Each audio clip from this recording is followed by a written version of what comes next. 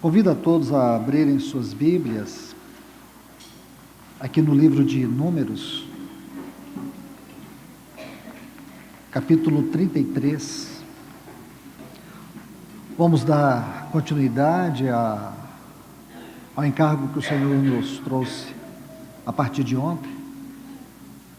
Peço aos irmãos a máxima atenção para que nós possamos atentar aqui à leitura desse texto. Versículo 22 diz: partiram de Rissa e acamparam-se em Quelata. Somente até aqui. Vamos orar. Amado, bendito Pai, no grande nome de Jesus, o Teu Filho, nós queremos, Senhor, entregar com toda reverência esse tempo a Ti, Senhor. Pedimos que o Teu Espírito Santo venha nos ajudar, tanto na transmissão como na recepção da Tua Palavra. Que o Senhor possa ungir nossos corações para que tenhamos abertura para a Tua voz. Vem nos ajudar, Senhor. Que o temor da Tua presença governe, Senhor, os nossos corações, os nossos sentimentos nesta hora. De que estamos debaixo do Teu nome, diante da Tua palavra. E que é o anelo do Senhor falar a todos nós.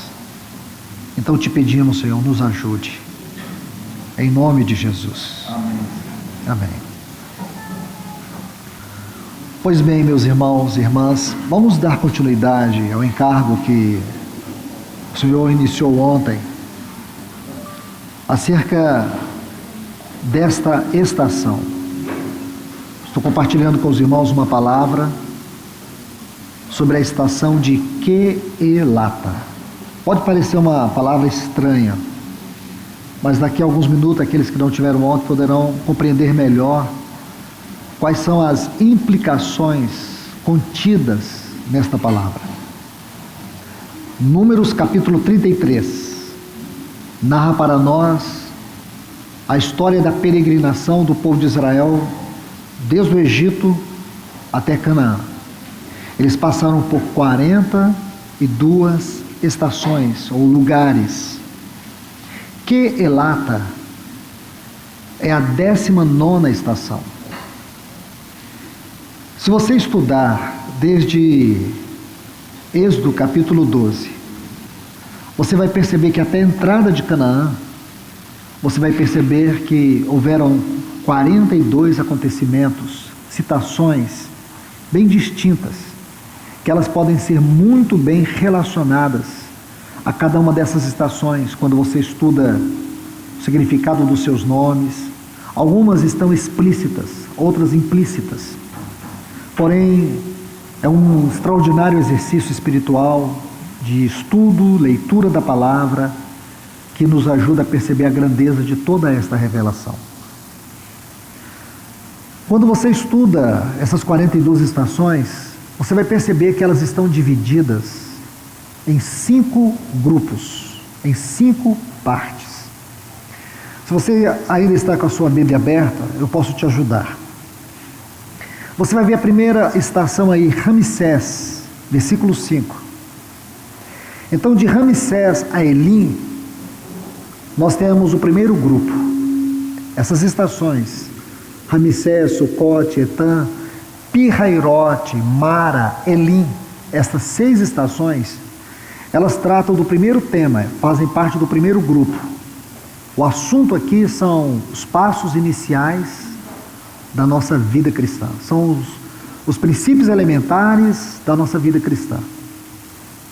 Depois do Mar Vermelho até Rissa, a 18ª é Rissa, o tema aqui é maturidade espiritual.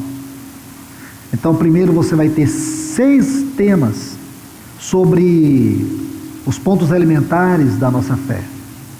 Depois você vai ter 12 temas relacionados à maturidade espiritual. Aí agora, onde está a estação que chama a nossa atenção? Quelata, a 19ª. até Mítica, no versículo 29. Nós temos a terceira parte. O assunto aqui tem a ver com o governo de Deus sobre a sua casa. O assunto de eclesiologia, ministério espiritual, serviço ao Senhor, tudo nós vamos estudar nessas estações, de Quelata até Mítica. Depois, do versículo 30, de Rasmona até Jotibatá, nós temos a quarta parte. O tema aqui é o discipulado a Cristo. O assunto aqui é discipulado a Cristo. E sabe por quê, irmãos? Vou abrir um pequeno parênteses aqui. Só para aguçar o desejo de vocês considerar essas estações. Porque a partir de Rasmona, Deus vai dizer para Moisés preparar nova geração que vai introduzir o povo na terra de Canaã. Então é um assunto maravilhoso sobre discipulado, preparar a nova geração. Entendemos que o discipulado não é a igreja, o discipulado é a Cristo. E o propósito do discipulado tem a ver com o avanço da obra do Senhor. Podemos dizer assim, o discipulado tem a ver com os avanços mais elevados da progressão espiritual. Não é alguém seguindo alguém, mas tem a ver com o progresso espiritual.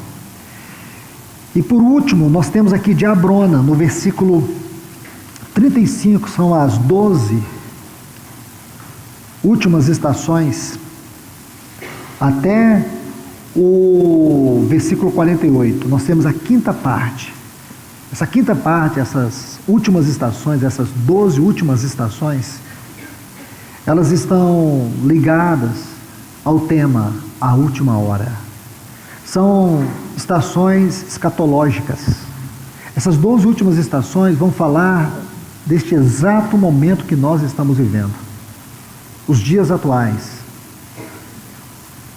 Essas últimas estações, elas estão relacionadas com a preparação da igreja para entrar na possessão eterna. Que lindo isso, irmãos. Esse foi um tema estudado com os irmãos em Londrina no ano passado. E é um assunto que os irmãos precisam considerar, a última hora. É um tema que eu coloquei, mas não quer dizer que seja a última hora. Foi um tema para incluir essas últimas estações. Então aí você tem uma visão panorâmica do verdadeiro significado dessas 42 estações. Aqui nós estamos estudando apenas uma estação. E ela está relacionada com o governo de Deus sobre a sua casa, que é o tema do assunto que começamos a estudar ontem. Cada uma dessas estações, nós vamos encontrar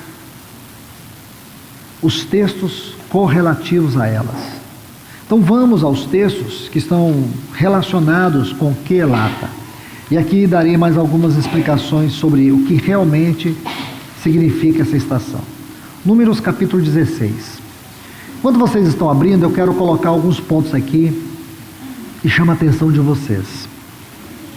Meus amados irmãos e irmãs, observe bem, com muito cuidado. A palavra Quelata, quando você examina o significado, a etimologia desta palavra, você vai ver que a palavra hebraica, Quelata, fala de uma assembleia. Assembleia. Esse termo, ele nos dá a raiz da etimologia para a palavra grega eclesia, que é igreja. Eclesia. No Novo Testamento, no texto grego do Novo Testamento, eclesia é igreja. Quelata é a palavra no hebraico para falar de assembleia. Então isso é muito importante. Agora tem um detalhe, onde nós vamos extrair o sentido exato da tradução correta desta palavra Quelata. E ainda mais, a clareza que nós encontraremos nos mostrará o sentido espiritual daquilo que está registrado aqui em Números capítulo 16. E, portanto, aqui nós temos o significado exato, espiritualmente, o significado exato do que significa quielata no seu contexto. Então vou dar um texto para vocês. Atos dos Apóstolos, capítulo 19, o versículo 32.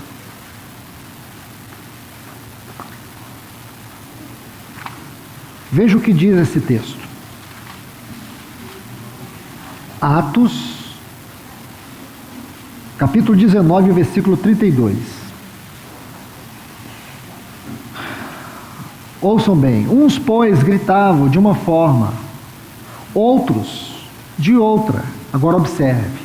Porque a assembleia caíra em confusão. Está vendo essa frase? A assembleia caíra em confusão. É a tradução correta da palavra hebraica para quielata. Uma assembleia caída em confusão. Preste bastante atenção nisso, irmãos. Eu creio que os que estiveram ontem puderam assimilar um pouco mais o sentido dessa palavra, pelo que nós lemos e pelo que foi abordado. Uma assembleia caída em confusão. E o tema é sobre o governo de Deus sobre a sua casa. A reflexão aqui é que nós temos sensibilidade em voltarmos aos princípios da palavra para pensarmos, repensarmos e refletirmos a igreja naquilo que ela é segundo a mente de Deus, não segundo o que eu acho, não segundo o meu conceito. Nós não podemos pensar na igreja, refletir a igreja segundo o nosso conceito. Quando pensamos na igreja, precisamos daquilo que a Bíblia diz sobre ela. Aquilo que realmente está definido pela palavra de Deus, que é resultado da mente de Deus, que tem a ver com o propósito eterno de Deus. A igreja não é uma coisa pequena, irmãos, nós não somos. E aqui, nos textos que lemos ontem e quero ler hoje, para avançarmos, nós vamos ver que houve uma rebelião. Este é, capítulo 16 de Números, um dos capítulos que narra uma das histórias mais trágicas, mais tristes da Bíblia. Uma tragédia. Nós sabemos que o resultado final disso aqui é que a terra abriu e essas 250 pessoas, elas foram tragadas vivas. Uma cena horrorosa, trágica. É uma cena de pavor, de nos deixar assustados. Como foi possível que isso acontecesse, irmãos? Lembra que lá no Novo Testamento Deus diz, na carta aos Coríntios, se alguém destruir o meu santuário, eu destruirei. Porque o meu santuário, que sois vós, é sagrado. Aqui está um exemplo, irmãos. Porque Deus tirou o povo de Israel, e se você se lembrar muito bem, tem uma descrição em Êxodo 19, que Deus diz assim, eu vos tirei com asas de águia e vos trouxe a mim. Deus tirou o povo de Israel para que o povo pudesse conhecê-lo pessoalmente, face a face. Todos os fatos trágicos, negativos que nós encontramos nessa peregrinação, a culpa nunca foi de Deus. É que eles desprezavam a graça de Deus. Quando Paulo vai introduzir o assunto da mesa do Senhor em 1 Coríntios, capítulo 11, quando ele fala de comer indignamente, sem discernir o corpo do Senhor, nós ficamos embaraçados, perturbados, tentando entender o que é não discernir o corpo do Senhor, o que é comer indignamente. Nós sabemos que a Bíblia não é um amontoado de histórias desconexas. A Bíblia é a palavra de Deus, a palavra escrita de Deus. Essa palavra, para ser absorvida, nós precisamos de princípios. Existem leis que regem a interpretação dessa palavra, leis da hermenêutica, leis da exegese. Uma das leis da hermenêutica diz que nós não podemos tomar o texto fora do seu contexto. Então, se você quer entender o que é comer indignamente, o que é comer sem discernir o corpo, você tem que ler o capítulo 10. A introdução do capítulo 10 vai nos mostrar claramente tudo isso que estou lhes falando. A falta de nós vivermos a vida cristã A prática cristã sem realidade espiritual. Aí, Paulo vai dizer em 1 Coríntios 10, que aquele povo, eles foram batizados na nuvem, eles foram batizados no mar. Deus lhes deu maná, porém eles não entenderam, eles não compreenderam. Eles não compreenderam o propósito de serem batizados. A palavra batizada ali é mergulhados para dentro. Por que Deus os mergulhou para dentro do mar? Por que Deus os mergulhou debaixo de uma nuvem? Eles não entenderam. Seus corpos ficaram espalhados pelo deserto. Eles não compreenderam, irmãos. Eles não entenderam a realidade espiritual daqueles 40 anos do deserto. Todos nós sabemos que era uma viagem de 2 anos e 11 dias, ela durou 38 anos a mais. E por quê? Por uma simples razão, eles não entenderam. E à medida que eles não entenderam, o tempo foi passando, eles foram perdendo tempo. Por isso que Moisés disse no Salmo 90, 12, ensina-nos a contar os nossos dias, para que alcancemos um coração sábio. Porque aquele povo não soube contar, valorizar os dias, eles perderam 38 anos. Então não é sério, irmãos? Porque não compreenderam a realidade espiritual. Será que nós não estamos tardando a volta do nosso Senhor, irmãos?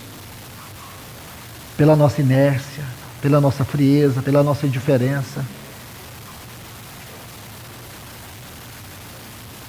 Nós muitas vezes até oramos, eu não sei se alguém aqui já orou. Senhor, aviva a tua obra. Alguém aqui já orou? Levanta a mão aí, deixa eu ver. Vou fazer igual o César Coneglian hoje. Levante a mão aí, quem já orou para o avivamento? Já mesmo? Pois então, eu não acho nada disso bonito, eu também já orei. Eu não acho nada disso bonito. Nós oramos pelo avivamento. Mas por que eu não sou uma resposta para o avivamento? Porque ao invés de ficar pedindo para Deus fazer alguma coisa, por que eu não faço o que tem que fazer? Né? A gente fala, Senhor, aviva a tua obra, mas eu tenho um coração frio. Aviva a tua obra, mas eu não amo a palavra, eu não amo orar, eu não amo comunhão. Não é vergonha, irmãos, nós não sermos a resposta daquilo que nós oramos? Nós queremos que Deus arranque esse teto aqui e desça um fogo aqui e a gente sai pulando nessa rua, para quê? Para quê? Se a gente não consegue, dentro do nosso próprio casamento, viver a vida da igreja. Então, meus irmãos, nós estamos perdendo tempo demais, embaraçados, emaranhados, com quinquilharias. Nós precisamos que o Senhor comece a partir de nós um renovo. Que nós sejamos uma resposta de Deus na realidade daquilo que nós vivemos desde o nosso casamento até a comunhão do corpo de Cristo. Meus irmãos e irmãs, voltemos aqui os nossos olhos para essa estação, para que a gente não se disperse. Aqui eu falo mais da exposição da palavra. Aqui nós vamos ver uma assembleia em confusão. O resultado disso foi um duro juízo de Deus. Porque Deus, quando tirou Israel do Egito, tudo que ele queria, tudo que ele buscava, era reivindicar a si mesmo sobre aquele povo. Tudo que Deus buscava era que aquela nação pudesse conhecê-lo.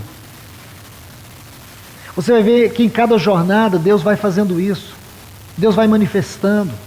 Quando eles chegam em Refidim, que eles começam a ter fome, desejo pelas coisas do Egito, o que Deus fez? Em resposta à dureza do coração deles. Deus os matou? Não. Eles estavam lembrando do Egito e diziam assim que lá no Egito eles tinham pão a fartar. Como que escravos que estavam construindo os palácios de Faraó, sufocados, açoitados, comiam pão a fartar. Lembravam dos pepinos do Egito. Sabe o que Deus fez? Abriu os céus. Pela manhã mandou uma relva sobre todo o deserto, e a relva cobriu o deserto. E depois caía algo como uma folha de coentro, da cor de um bidélio, um marrom transparente, e caía sobre aquela relva. E o povo comia. Tinha um gosto saborosíssimo, indescritível, como um mel. Derretia na boca e os fartava. Essa era a resposta de Deus. Misericórdia.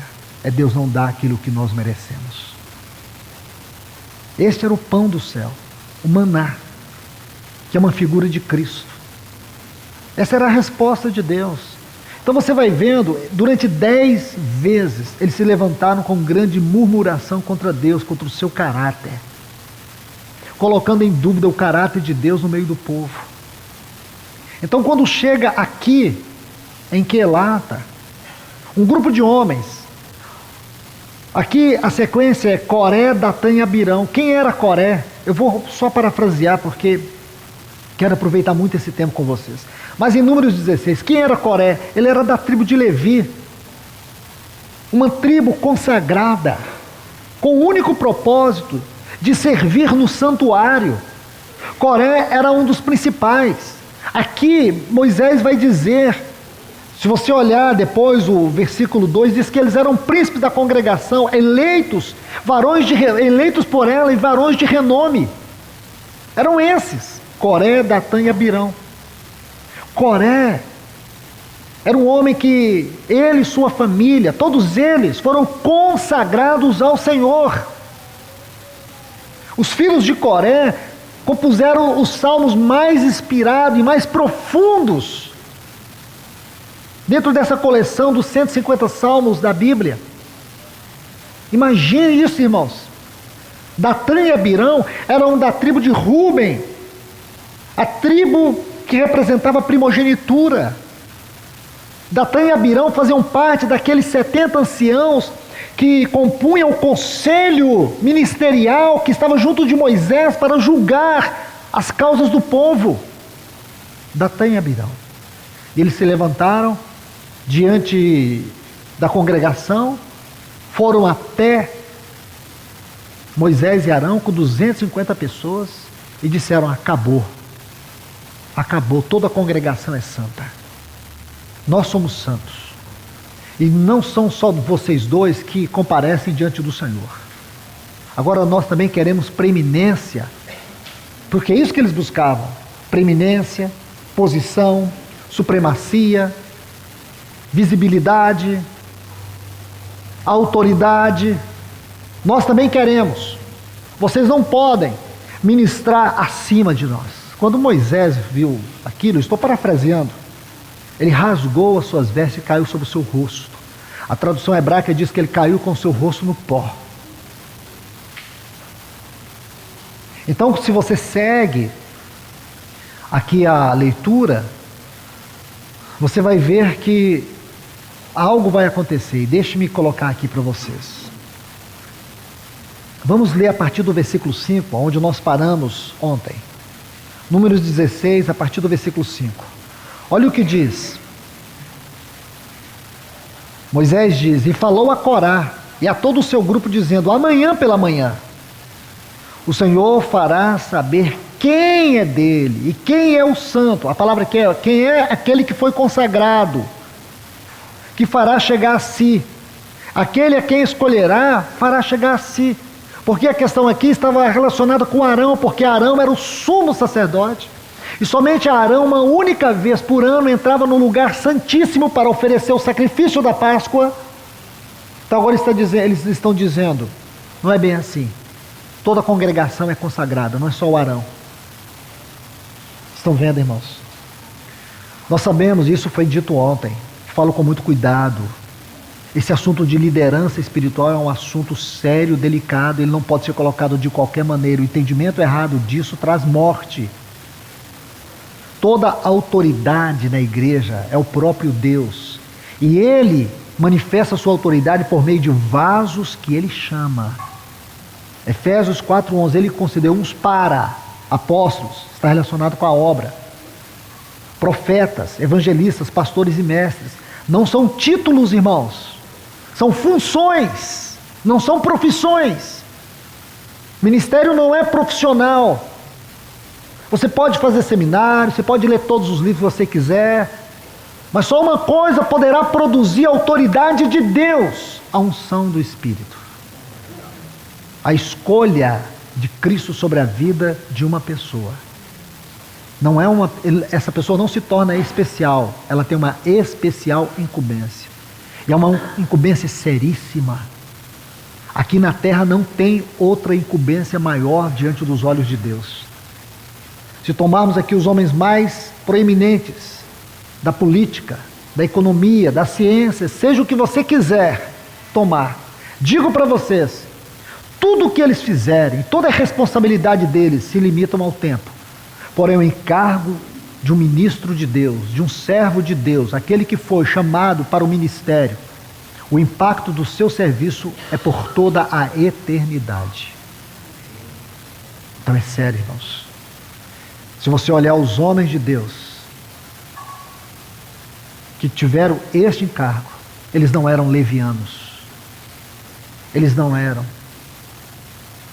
Eles não se sentiam dignos. Eles ficaram assombrados. Porque é uma responsabilidade que a nossa capacidade não alcança. A absoluta dependência do Espírito Santo é imprescindível. Então, é um encargo espiritual. E aqui está, homens tentando diluir o significado daquilo que o próprio Deus instituiu sobre o seu povo. Aquilo que Deus estabeleceu, eu prefiro esta palavra, estabeleceu. Para manifestar o seu próprio governo, para manifestar o seu trono. Porque o povo de Deus não pode, de maneira alguma, caminhar de forma desordenada. Você vai perceber que na 12ª estação, a estação do Sinai, ali Deus estabelece, dentre muitas coisas, nós sabemos que tudo que está entre Êxodo 18 e Números capítulo 10 é o que acontece na 12ª estação, a estação do Sinai. E você vai ver que a última coisa que Deus estabelece é a ordem da marcha. Eles não poderiam andar de forma desordenada. A partir do Sinai, agora eles tinham que andar tendo consciência da batalha espiritual. Eles tinham que ter consciência que eles não eram um povo qualquer. Eles eram o exército de Deus na terra. Então Deus estabelece a ordem da marcha. Se você ler todo o capítulo 10 e 11, você vai ver justamente isso. E se você observar com muito cuidado, irmãos, seja bem cuidadoso com isso, você vai ver que as lutas depois dessa ordem da marcha, depois do Sinai, as lutas que eles tiveram que enfrentar eram muito maiores do que aquelas que eles já haviam enfrentado. Eu posso citar algumas para vocês. Por exemplo, qual foi a primeira grande batalha que eles haviam enfrentado? Vou dar um exemplo. Mar Vermelho. Aconteceu na 4ª estação em Pi-Hairote. Lá em Pi-Hairote, eles chegaram a encontrar aquele mar fechado. O que aconteceu ali, irmãos? Simples. Deus deu uma palavra a Moisés, colocou o cajado, o mar se abriu e eles passaram. Foi difícil, irmãos? Não. Ninguém morreu ali, a não ser o exército de Faraó. Não é verdade? Mas o povo saiu e cantaram, Miriam cantou. Logo a seguir eles tiveram outra batalha. Não tinha água, Mara. Não tinha água.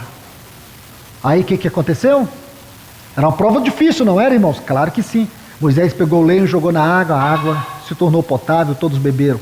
Festa no arraial. Todo mundo cantou, Miriam cantou, todo mundo adorou a Deus. Logo a seguir, um grande oásis. Chegarem ali, 12 fontes e 70 palmeiras. Que lugar, irmãos? Mas não era Canaã. Vamos embora seguir em frente. Não é verdade? Não tem muita dificuldade. Mas, depois do Sinai, sabe qual é a próxima estação depois do Sinai? Kibrot Hataavá. Sabe o que significa essa palavra no hebraico? Túmulos da cobiça. Aqui Deus começou a tratar com eles. Aqui começou a morrer gente.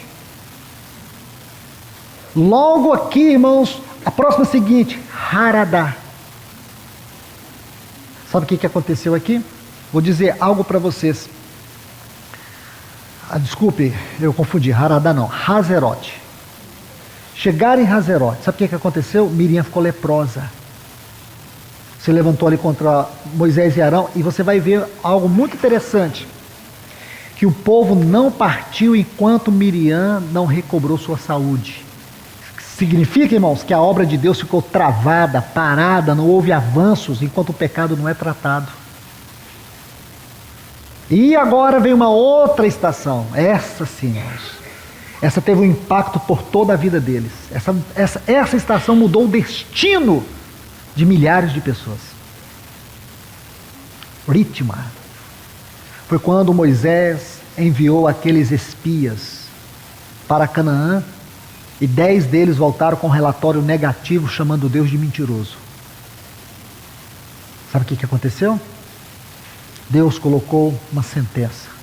Se nenhuma dessas pessoas que saíram do Egito entrarão em Canaã. Eles estavam pertinho de Canaã. Andaram 38 anos a mais. E eles morreram ali, exceto Josué e Caleb. É brincadeira, irmãos? A batalha espiritual é séria. Meus irmãos, abram os seus olhos, nós estamos envolvidos numa terrível batalha espiritual. Se lá na sua comunidade, você diz assim, irmão, lá na nossa comunidade é uma festa de segunda a segunda. Irmão, me dá o endereço que eu vou morar lá. Vou congregar com vocês. Vou mesmo. Vou nem perguntar para Deus se Ele quer, eu vou para lá. Todas as nossas comunidades, nós travamos guerras dia e noite. Um de um jeito, outra comunidade de outra. Enfim, nós estamos enfrentando batalhas terríveis. Povo de Deus. Lutas, porque nós estamos em guerra. Mas o segredo, irmãos, é este. É você ter consciência que você faz parte do exército de Deus na terra.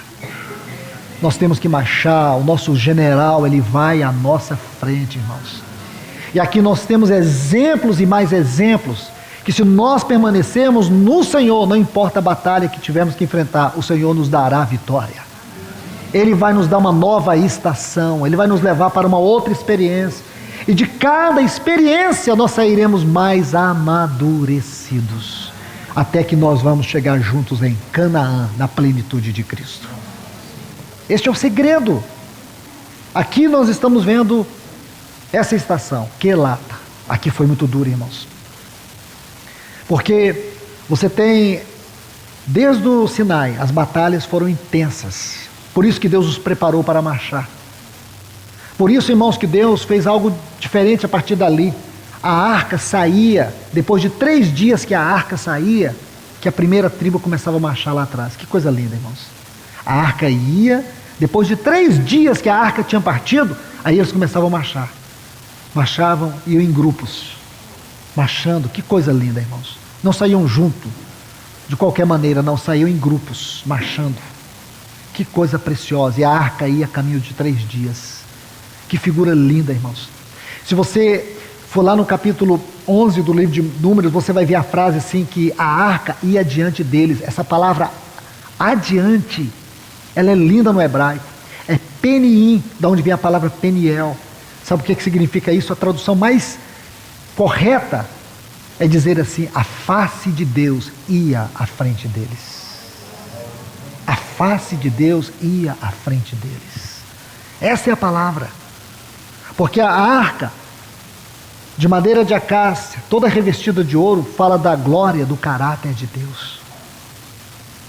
A incorruptibilidade da natureza de Cristo é a madeira de acácia. Então tudo isso tem a ver, irmãos, com a nossa caminhada hoje. Nós temos que ter certeza do nosso chamamento. Nós temos que ter absoluta clareza quanto àquilo que é a natureza da igreja, a qual nós somos partes dela, membros deste corpo, unidos ao cabeça que está no trono. Quando você compreende isso, irmãos, tudo tem que mudar. Enfrentamos batalhas, estamos vendo aqui. Quantas batalhas este povo enfrentou e quantas nós enfrentamos. E enfrentaremos, mas temos que seguir, temos que ir adiante, não podemos retroceder, porque na vida cristã você não retrocede. Quando você acha que você retrocede é porque você já caiu. Não tem como retroceder. Vamos avançar. Não podemos deixar que o inimigo nos torne uma assembleia confusa, caída, sem a glória de Deus, sem o testemunho da presença de Deus, de forma alguma, irmãos. Nós temos que batalhar, porque é uma guerra. Então aqui, voltando para Números 16, na sequência, vamos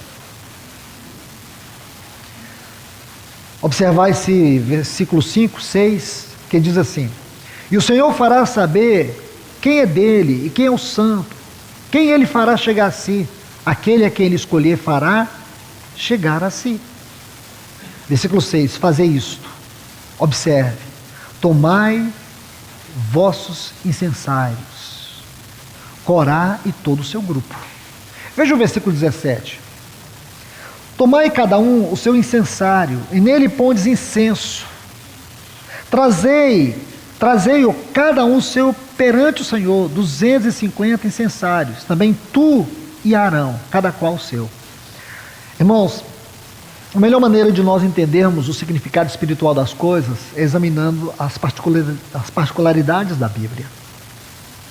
Nós sabemos que a linguagem prevalecente da revelação de Deus na sua palavra, do Antigo Testamento, tem mais o sentido, o caráter figurado. Nós sabemos que toda a história do tabernáculo é uma aula de tipologia para nós. Se você quer entender essa questão do incensário, você precisa ler Êxodo capítulo 30, porque ali vai falar do incensário, as especiarias, do incenso que era colocado no incensário. Mas eu quero resumir isso, irmãos, para que a gente não venhamos nos deter muito tempo em certas particularidades e perder aquilo que é essencial do encargo. Mas deixe-me te dizer isso. Se você ler lá em Êxodo 30, você vai ver claramente como Deus ordenou que fosse feito o incensário. E cada substância que compunha o incensário fala das virtudes morais do nosso Senhor Jesus Cristo. A figura do incensário tem a ver com a vida de devoção, com a vida de oração. Incenso na Bíblia fala de oração, de comunhão com Deus. E as especiarias que compõem o incensário têm a ver com as virtudes morais do nosso Senhor Jesus, que torna as nossas orações aceitáveis diante de Deus. Lindo isso, não é, irmãos? Então, baseado nesse princípio, nós podemos tentar entender este versículo 6. O que significava para eles colocar o incensário diante de Deus no tabernáculo? Porque eles fizeram justamente isso. Pegaram aqueles 250 incensários e o incensário de Arão, eles colocaram perante o Senhor no tabernáculo. O que espiritualmente isso quer dizer, irmãos? Moisés estava ali colocando um princípio espiritual. As estações seguintes vão tratar sobre isso. Capítulo 17 vai mostrar para nós sobre isso. Vocês vão ver que é tomado 12 cajados, 12 varas, porque era comum que aqueles anciãos carregassem cada um sua vara, o seu cajado, certo? É comum. Você vai ver que no capítulo 17 aqui de Êxodo, vai dizer justamente isso, que eles pegaram os seus cajados. Moisés fala assim: 12 príncipes da família, das tribos de Israel, cada um traga o seu cajado. Aí vão lá 12 príncipes, cada um traz o seu cajado. Por que cajado, irmãos? Que lindo isso! A gente tem que ter sensibilidade, percepção, porque o Espírito quer nos revelar. Olha o que diz o Salmo 23: a tua vara, o teu cajado me consola. No sentido hebraico ali, não está falando de vara e de cajado, ele está dizendo que vara e cajado é uma coisa só. A tua vara, o teu cajado. Por quê? Vara e cajado não são duas coisas. Os anciãos não andavam com uma vara de um lado, era a mesma coisa, vara e cajado. Só que a vara ou o cajado tinha dois significados. Vara. O que é vara, irmãos? Eu me lembro de vara, irmãos. Na minha casa tinha uma vara da infância e da adolescência, de goiaba, desse tamanho. Vara, disciplina. Disciplina. O cajado tinha a ver com a proteção, tem a ver com o guiar, funções pastorais no meio do povo de Deus, uma figura do ministério pastoral, ministério dos profetas, dos mestres.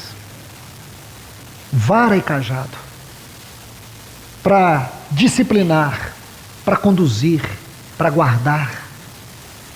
É justamente isso, irmãos. Então, no capítulo 17 de Êxodo, diz que eles pegaram esses 12 bordões, aqui outra palavra que eu estou colocando, que é mesmo a vara, cajado, colocaram também diante do Senhor. Sabe o que aconteceu, irmãos? De todos os príncipes de Israel, só a vara de Arão floresceu. Sabe o que significa isso? O poder da vida em ressurreição. É o poder do alto, é o poder que emana do trono. É este poder que expressa a autoridade e o governo de Deus na sua casa. O poder da vida. Olhe para a igreja primitiva, irmãos. Qual era o segredo daquela igreja? Vida. A vida governava todas as coisas. A vida do Espírito fluía sobre todas as coisas. Quando a carne se manifestava, ela era reprimida, excluída, repelida.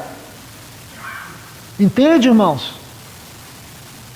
Deus busca esses atalaias, Deus busca homens, como diz Paulo assim, para os presbíteros de Éfeso em Atos 20, 28, atendei por vós e por todo o rebanho, o qual o Espírito Santo vos constituiu bispos.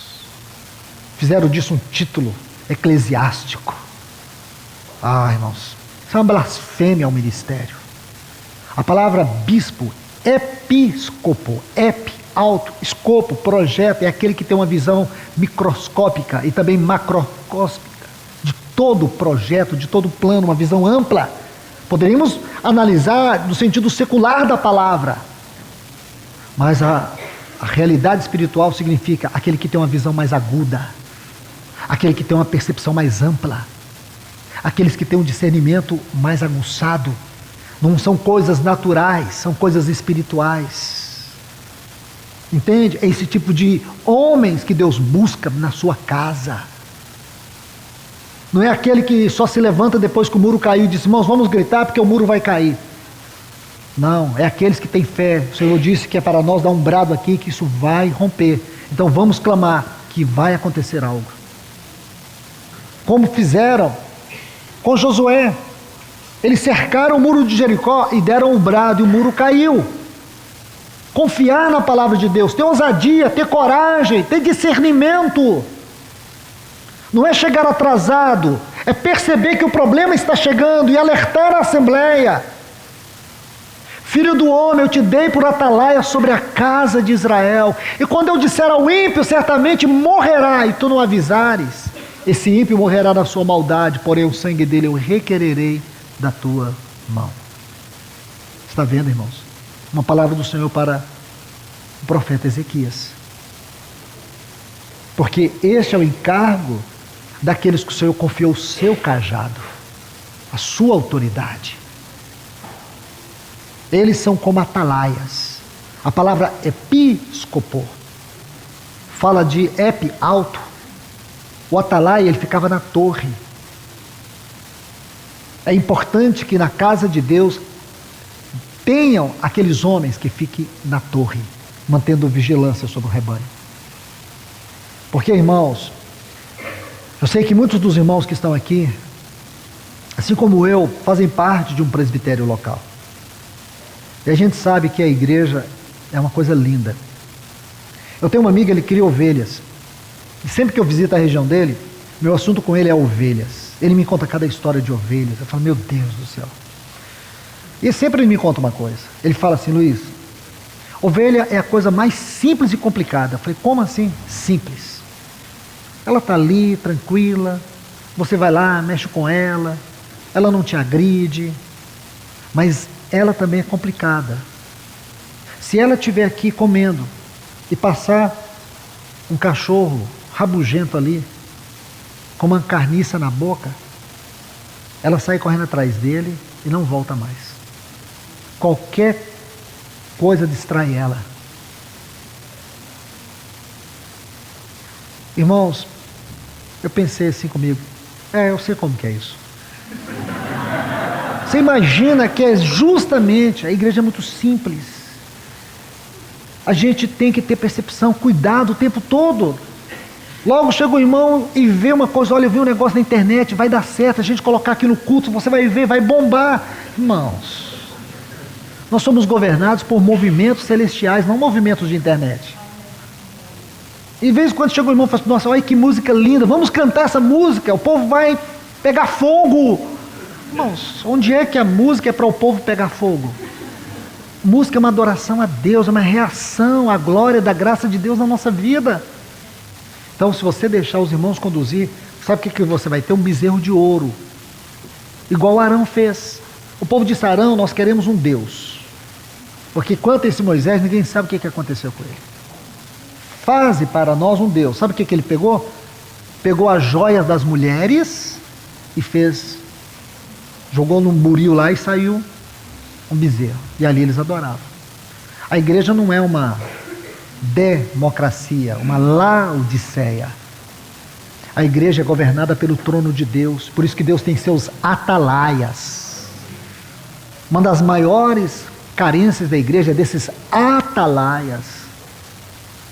Digo para os irmãos que uma das maiores crises que a igreja enfrenta hoje não é a crise conjugal dos irmãos, dos divórcios, da frieza dos jovens, do mundanismo dos jovens.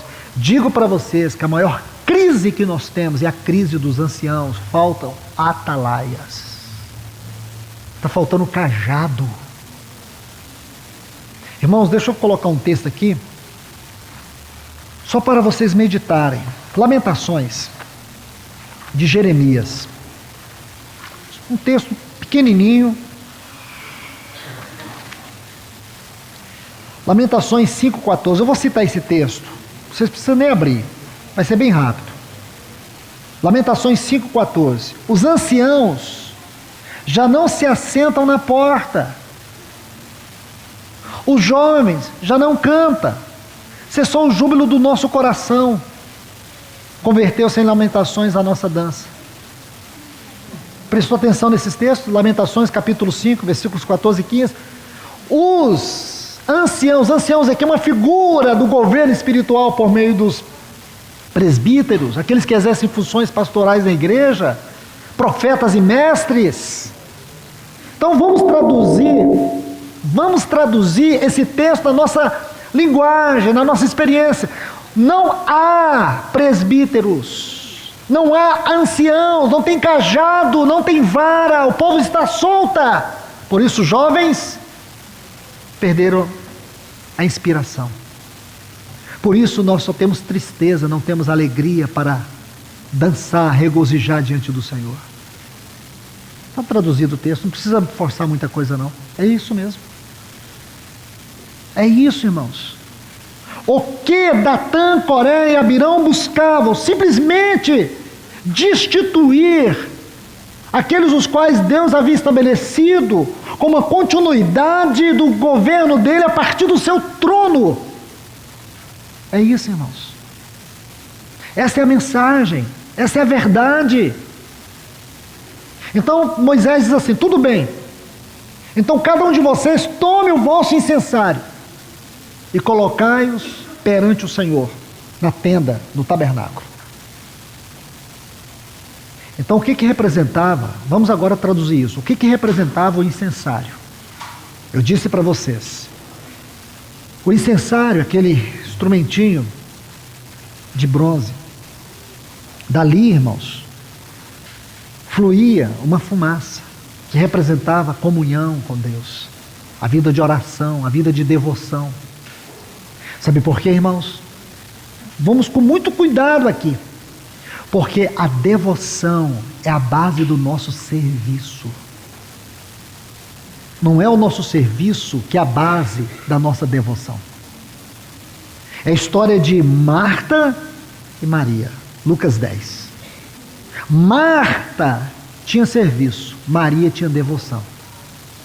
Porém o Senhor levanta e diz assim, Marta, tu estás estressada, com o espírito agoniado. É assim que o Senhor repreende Marta. Aí ele diz quanto a Maria, Maria escolheu a melhor parte e ninguém vai tirar isso dela. Qual foi a parte de Maria? Estar aos pés do Senhor. Qual foi A busca de Marta, serviço. Irmãos, sem uma vida de devoção, nosso serviço não é nada. Sabe o que Moisés está dizendo ali? Vamos agora deixar que o Senhor, na sua luz, julgue o nosso serviço, a nossa devoção. Então, quando foi julgado ali diante do Senhor, quando foi colocado os incensários, aí a Bíblia diz assim, que o Senhor apareceu, a glória do Senhor apareceu. Irmãos, vocês vão se lembrar muito bem, quando o povo de Deus estava lá no Sinai, deixa eu tentar construir esse quadro para vocês. Números capítulo 32 e 33, é onde acontece esse episódio. Vocês sabem que no capítulo 32, é onde o povo manda Arão fazer aquele bezerro para eles. Aí agora Deus vai tratar com Moisés, não precisa nem abrir a Bíblia para ler, eu só vou citar, não vou nem ler textos lá. Aí o que acontece, irmãos? Deus fala assim com Moisés: Moisés, sai do meio desse povo.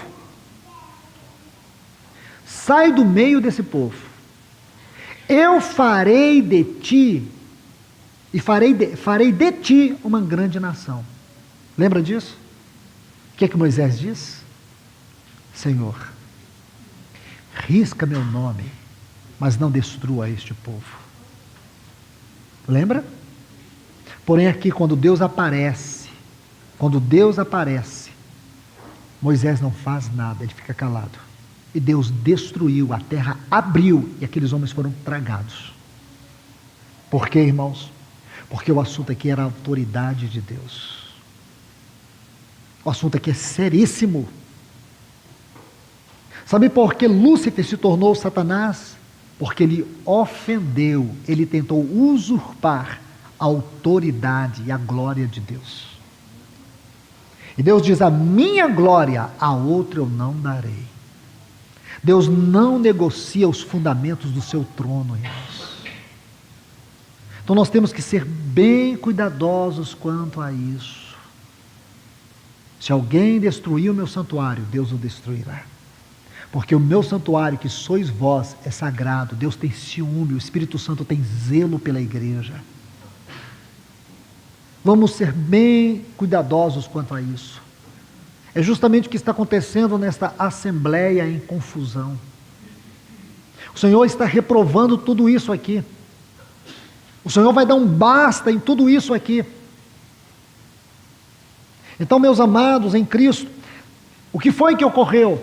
Moisés disse agora para eles: colocai o vosso incensário. Deus vai julgar a vossa vida devocional. Irmãos, digo para vocês, muito do fracasso que existe na igreja, a culpa é nossa. A culpa é nossa. Nós pregamos sobre oração e queremos que a igreja ore, porém nós, os atalaias, aqueles que estão na função dos anciãos, não oram. Compreende, irmãos? Nós não oramos. Falamos muito da pregação do evangelho para os perdidos, nós não pregamos. Queremos que a igreja faça o nosso trabalho, queremos colher nela os frutos do seu trabalho, para que nós possamos ali colocar o nosso nome, a obra do Luiz. Irmãos, essa não é a edificação da casa de Deus. O Senhor, Ele julga, irmãos, a nossa devoção. A devoção é a base do nosso serviço. Quando o Senhor fala com a igreja de Éfeso, em Apocalipse capítulo 2, conheço as tuas obras, o teu labor, a tua perseverança. Sei que não suporta os maus. Colocaste à prova os que se dizem apóstolos e os declarastes mentirosos.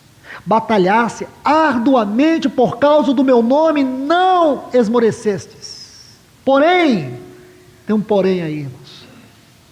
Esses poréns de Deus na Bíblia, essas conjunções adversativas, mas, na Bíblia, irmãos, é de arrancar de nós calafrios. Mas, porém, tenho contra ti, deixaste o teu primeiro amor. Irmãos, a igreja de Éfeso era uma igreja que tinha muitas obras. As obras nessa igreja eram a sua base, porém o relacionamento com Deus tinha esfriado. É a nossa vida devocional que tem que ser a base das nossas obras, do nosso serviço. Porque se não existe isso, irmãos, quando a luz do Senhor vier, o que o Senhor vai encontrar? O Senhor vai nos reprovar. Você sabe qual é a declaração de Deus aqui para estes homens? Quando o Senhor julgou os incensários deles e não viu a vida devocional, sabe o que foi que aconteceu? O Senhor os reprovou. O Senhor estava dizendo: vocês não servem para a minha obra, por isso a terra abriu e os tragou. Porque a vida devocional deles não representava nada diante de Deus. Ali estava o incensário de Arão. A terra não engoliu Arão. Sabe por quê? Em Arão havia vida devocional. Irmãos, que o Espírito Santo questione na minha vida, na tua vida, como está a tua devoção? Porque pode ser, irmãos, que todo o resultado do fracasso do meu serviço esteja relacionado com a minha vida devocional. Então eu não tenho que culpar ninguém. Tenho que me humilhar e ir aos pés do Senhor e clamar pelo seu socorro. Então que o Senhor nos ajude, irmãos. Que nesta primeira palavra, que o Senhor possa ter caminho em nós. Que Ele possa falar do jeito que Ele quer, da maneira que Ele quiser, porque nós o tememos, o reverenciamos, queremos ser corrigidos, queremos ser ajustados, queremos ser transformados. Que Deus vos abençoe, irmãos. Senhor, nós clamamos a Ti no nome do Teu Filho Jesus. Clamamos pelo Teu socorro, pela Tua misericórdia. Que o Senhor possa nos ajudar. Nós precisamos urgentemente da Tua ajuda em nós, como Tua igreja, como os Teus servos.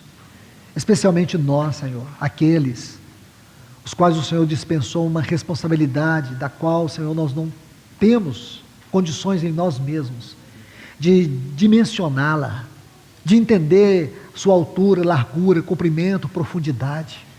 Porque nós somos pó, tão frágeis. Mas ajuda, Senhor. Ajuda-nos nesta hora. Traz um renovo para a nossa vida, Senhor. Para que nós possamos ver o nosso incensário, como é que ele está, Senhor. Para que as especiarias, isto é, para que as virtudes de Cristo sejam vistas em nós. Seja o fluir do nosso serviço, as virtudes de Cristo. Nos ajuda, Senhor. Nós precisamos da Tua ajuda. Que nada mais além de Cristo possa ser visto em nosso serviço, Senhor. Porque se alguma coisa não for Cristo, estiver fluindo do nosso incensário, Senhor, traremos morte para a Assembleia. Traremos morte sobre todo o nosso serviço, o qual o Senhor nos confiou, para a Tua glória. Então vem nos ajudar, Senhor. Pedimos uma intervenção do Senhor nesta manhã na nossa vida, sobre os Teus atalaias, sobre a Tua casa, em nome de Jesus, Senhor. Nós Te clamamos nesta hora, no sagrado nome do Teu Filho Jesus. Amém. Que Deus abençoe os irmãos.